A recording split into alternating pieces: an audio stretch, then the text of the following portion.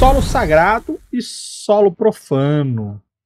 Isso daí, cara, todo mundo que joga D&D faz. Ah, tem solo sagrado, tem solo profano, tem solo sagrado. Então quem é bonzinho tem uma vantagem tal, tal e tal. E quem é malzinho tem a penalidade tal, tal, tal. Ah, é solo profano. Então solo profano, quem é malzinho tem a benefício tal, tal, tal. E quem é bonzinho tem penalidade pá, pá, pá, pá, pá. Só que é o seguinte, mestres de RPG de todo mundo, para de ficar usando elemento de cenário e artifício de imersão simplesmente como regra numérica. O clérigo, ele não é clérigo só para curar e soltar poderzinho. Se você está jogando um jogo de interpretação, é lógico que tem gente que vai querer só pra porradaria e tudo mais, mas se você está querendo ir pro jogo de interpretação, começa a questionar o seu clérigo do porquê que ele escolheu aquela divindade, por que ele escolheu aquela tendência, por que ele escolheu isso ou aquilo, por quê? Porque ele é o cara que trata do sobrenatural, por exemplo. Então, para o clérigo, é importante se o terreno é sagrado ou profano. Mais do que ele dar bônus ou dar penalidades, é porque ali existe uma intenção jogada naquele local. Então, o local de poder, mais do que números, deixa eu baixar aqui que eu acho que meu ganho tá muito alto. Isso. Então, mais do que números, um local de poder, ele tá ali para comunicar uma intenção, para provocar um efeito, porque alguém provocou aquela modificação nesse ambiente natural. Se ele é sagrado, automaticamente ele está ligado a energias positivas. Se ele é profano, ele está automaticamente ligado a energias negativas. E isso você vai ter que incorporar na sua história. Por que ele é sagrado? O que aconteceu ali? Aconteceu que uma divindade passou, uma divindade fez um milagre, alguém representa essa divindade benigna, fez alguma coisa importante, é uma área protegida por ela. Ou, ao contrário, uma entidade maligna fez alguma coisa, uma divindade prejudicou alguém, amaldiçoou aquele local. E aí é esse espírito, é essa situação, é esse peso de intenção que você deve jogar aí no seu cenário. Se você chega, então, num cemitério, você tá lá, o grupo foi no cemitério porque lá tem uma catacumba por causa de uma mega... como é que fala? Você entendeu, né? Então lá temos um grande templo que tá no cemitério porque é uma divindade da morte, blá blá blá blá blá blá e tudo mais. É só para dar penalidade pro seu clérigo leal e bom? Não, cara. Ali é uma área que ele não quer estar. Ali é uma área em que ele deveria sentir medo. Ali é uma área onde a fé dele pode ser que não valha nada. Porque as energias contra ele são tão fortes que às vezes o poder dele não vai ser nem útil. Mais do que ele ter como atuar, é o que aquela área significa.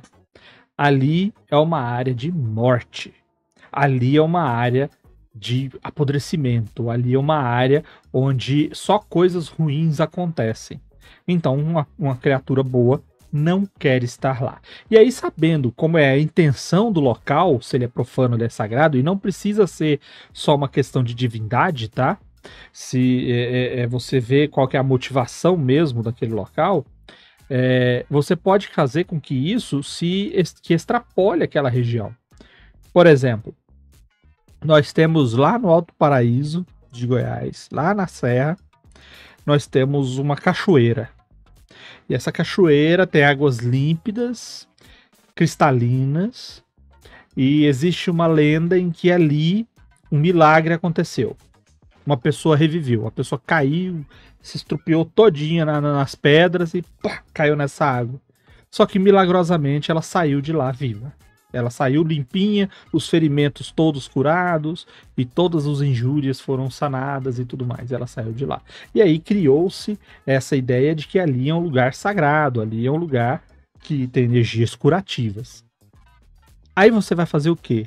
Os animais vão para lá. E não só animais predadores, Ali é um refúgio de segurança.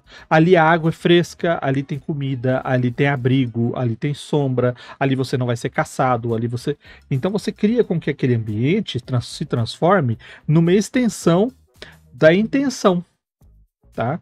Se aquele lugar, por exemplo, é diferente, você tá lá e a pessoa tá aí de boa, vendo a cachoeira, e do nada essa pessoa cai, se arrebenta toda, e ela chega lá e ela não ela consegue sobreviver. Só que ela vai sair da água e outra coisa ruim acontece e ela acaba morrendo, porque ali é considerado como um lugar amaldiçoado. Então você já vai começar a relacionar coisas negativas àquele lugar. Então a vegetação é hostil, predadores estão ali. Tudo isso vai fazer com que a ambientação também transmita para o jogador a intenção, a motivação do lugar. Então, pensa nisso quando você criar esse tipo de situação, para não ficar só naquela, não, é um templo que chegou lá, alguém jogou bênção e jogou permanência. Porque isso aí é muito sem graça. E normalmente em campanhas até de fantasia urbana e Call of Cthulhu, etc., que não tem fantasia politeística, né? Cemitérios, tal quais igrejas, são solo sagrado, porque quando a pessoa é enterrada, normalmente reza uma missa ali, né? Um padre faz esse enterro. Não é qualquer um que chega lá, cava um buraco e joga alguém lá dentro. Existe um ritual para isso, e é um ritual religioso, né? Enterrar. E aí, então, naquele local se torna solo sagrado. Então, por mais que seja um local de morte, seja um local de decomposição, etc., é um local de adoração, um local sagrado. Que foi, inclusive, a diferença que aconteceu no Cemitério Maldito, né? Quem já leu o livro ou assistiu o filme, Pet Cemetery. sabe que era um cemitério indígena, e aí, depois da conspurcação lá, acho que por parte dos homens brancos, etc., ele passou a ser o oposto, né? Ele passou a ser um solo profano. Então, pode existir essa profanação, né, de algo que era sagrado e com uma intenção maligna mesmo, ter se tornado profano, justamente para ir ali no embate cósmico eterno entre o bem e o mal. O quinta edição tem a magia Hallow, especificamente, né? Magia de santificar. Que basicamente é interessante porque é a mesma magia para as duas coisas. É tipo a magia, tanto é que em português eu acho que ela foi traduzida como santificar barra profanar. Que é isso, que é para você criar uma área, é uma magia de quinto nível, uma magia alta, de nível alto, tal, tem um custo considerável, acho que é 1000 GP. Mas ela faz basicamente isso, tipo, cara, essa área aqui está agora protegida com energia positiva ou com energia sagrada ou energia profana. E aí, basicamente, o que ela faz é estabelecer, e aí tem um efeito, ela tem que ser dissipada, senão ela fica indefinidamente. E a primeira coisa que ela faz é criaturas de fora vamos dizer assim, criaturas não naturais não entram. E, tipo, não tem teste de resistência pra isso. Não entra. Então, assim, ele não fala aonde você pode fazer isso ou não, entendeu? Então, por exemplo, eu lembro que a gente jogou uma aventura de Eras, que em determinado momento a gente aprontou uma pataquada e foi parar no inferno. Os nossos personagens. A gente jogou a aventura aqui, inclusive, Vermelho, não foi? Foi transmitida. Foi transmitida, mas não tá no YouTube. Né. E aí a gente foi parar numa caverna que era um local sagrado, que era um local em que os demônios não podiam entrar. Então ali dentro a gente estava protegido porque tinha um maluco que tava lá se ferrando, mantendo aquele local e tal. Então, você pode fazer isso. Não tem nada que te impeça. Beleza, mas aí algum príncipe demônio vai lá dissipar aquela magia que pra ele não é nada. Pode ser. Ou pode ser que quem tenha feito aquela magia, conjurado aquela magia, tenha conjurado ela no nível tão alto que os caras também não consigam com facilidade. Você pode criar um mecanismo qualquer para isso. Então você pode ter um local sagrado num plano negativo. Você pode ter um local profano num plano positivo. E isso vai ter uma carga narrativa grande. Vai ter uma carga narrativa considerável. A gente já falou sobre fazer um plot, por exemplo, de meio Tower Defense, né? Meio os últimos protegendo um determinado lugar. Pode ser isso. Pode ser que você precise proteger um local sagrado de uma ameaça que, se não for impedida, vai acabar com a sacralidade daquele local, e isso pode ser uma ruína de alguma coisa. Por exemplo, uma das características que você pode fazer usando a magia no D&D é você garantir que todos os corpos, e aí é uma coisa que entra com o que o Luiz falou sobre um cemitério como local sagrado, é garantir que todos os corpos de pessoas mortas que estão naquela área não possam ser erguidos como mortos-vivos. Então faz sentido que você tenha no cenário medieval alguém ocupado em garantir que todos os cemitérios das grandes cidades sejam abençoados dessa maneira. Porque o que você não quer é um cemitério com milhares de pessoas mortas, disponível para qualquer necromante que quiser chegar lá e sair levantando defunto. E o cara não vai conseguir fazer isso com facilidade, a menos que ele dissipe aquela magia e talvez ele não tenha nível para isso. Então, tem uma série de aspectos relacionados a isso dentro do D&D que são muito interessantes e que dão uma riqueza narrativa interessante. Só lembrando que nós já fizemos aqui uma dica de aventura sobre perus mortos que se levantam.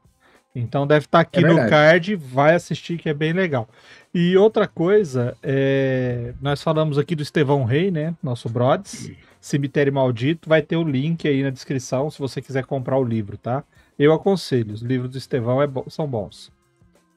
Podemos prosseguir? Se você não leu o Cemitério Maldito, eu recomendo, porque eu particularmente que não gosto de filme de terror, vi o Cemitério Maldito quando era criança, talvez por isso eu não gosto de filme de terror.